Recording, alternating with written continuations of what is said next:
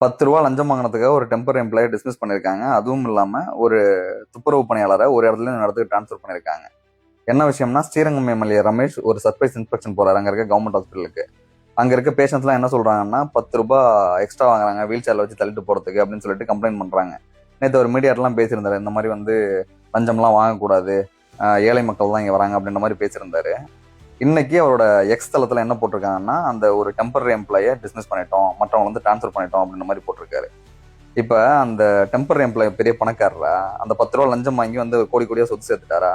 சரி, ஓகே, ரூ. 10 லஞ்சம் வாங்கினாரு, அவருக்கு துறை ரீதியாக நடவடிக்கை எடுக்கலாம், எடுத்திருக்கீங்க.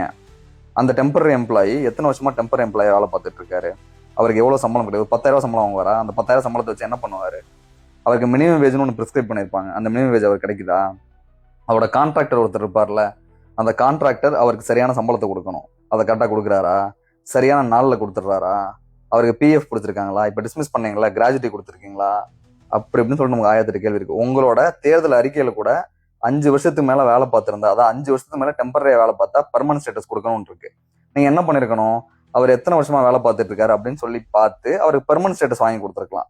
துறை ரீதியான நடவடிக்கை எடுத்துட்டு, லஞ்சம் வாங்கினது தப்புப்பா, அதுக்கு நான் உனக்கு பனிஷ்மெண்ட் கொடுத்துட்றேன், அதே மாதிரி நீ இத்தனை வருஷமா வேலை பார்த்துருக்க, உன்னை பர்மனன்ட் ஆக்காம வச்சிருக்கிறது அரசாங்கத்தோட தப்புன்னு சொல்லிட்டு அரசாங்கத்திட்ட பேசி அவருக்கு பெர்மனன்ட் ஸ்டேட்டஸ் வாங்கி கொடுத்துடணும். அது எதையுமே பண்ணலை.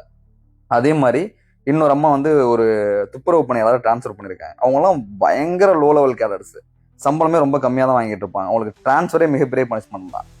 இப்போ அந்த அம்மாவுக்கு கடைசியாக எப்போ சேலரி ரிவிஷன் போட்டாங்க? இன்னைக்கு விலைவாசி என்ன, இப்போ எவ்வளோ சம்பளம் கிடைச்சிட்டு இருக்கு, பிடித்தமெல்லாம் போவோம் கையில் எவ்வளோ கிடைக்கும், அப்படி இப்படின்னு சொல்லிட்டு 1008 விஷயம் அதில் யோசிக்கிறதுக்கு இருக்கு. இந்த நபர் இருக்காருல்ல, இன்னைக்கு வந்து அவர் மேலே ஆக்ஷன் எடுத்துட்டு பெருமையாக போட்டிருக்காரு. அவரே என்ன சொல்லியிருக்காருன்னா, அவங்க அம்மா ஒரு சமையல்காரவங்க, ஒரு சமையல் வேலை பார்த்து சம்பாதிக்கிற நபர்னு சொல்லியிருக்காங்க. ஒரு கஷ்டப்படுற குடும்பத்துல தான் வந்திருக்காரு. ஆனா சக தொழிலாளர்களோட, இங்க இருக்க மார்ஜினல் பீப்புளோட பிரச்சனை என்னன்னே புரியல. இது வந்து முதல்வன் படம் கிடையாது, இந்தியன் படம் கிடையாது. இங்க வந்து கவர்னன்ஸ் பண்றதுக்காக வந்திருக்கோம், ஒரு நல்லாட்சியை கொடுக்கறதுக்காக தான் மக்கள் அவங்களை தேர்ந்தெடுத்திருக்காங்க.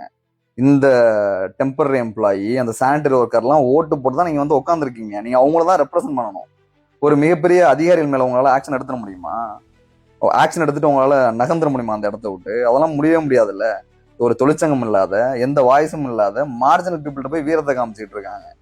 இது வந்து எங்க போய் முடிய போகுன்னு தெரியல. ஃபுல்லா இங்க இருக்க எம்எல்ஏஸ் எல்லாம் இந்த மாதிரி ரீல்ஸ் போட்டு பெர்ஃபார்ம் பண்றதுக்காக வந்து பெர்ஃபார்மேட்டிவா பிஹேவ் பண்ணிட்டு இருந்தா கவர்னன்ஸ் வந்து ரொம்ப கேடு கெட்டு போயிடும். இதெல்லாம் வந்து கர்டைல் பண்றதுக்கு ஃபர்ஸ்ட் ஏதாவது சர்க்குலர் கொண்டு, இந்த ரீல்ஸ் போடுறது முதல்ல நிப்பாட்டுங்க. எம்எல்ஏ கேண்டிடேட்லாம் ரீல்ஸ் போடுறதை நிப்பாட்டு, உருப்படியாக ஏதாவது போய் வேலை இருந்தா பாருங்கன்னு சொல்லிட்டு அரசாங்க தரப்புல இருந்து ஏதாவது சொல்லணும். இல்லைன்னா வந்து காலம் முழுக்க 5 வருஷமும் ரீல்ஸ் தான் போட்டுட்டு இருப்பாங்க.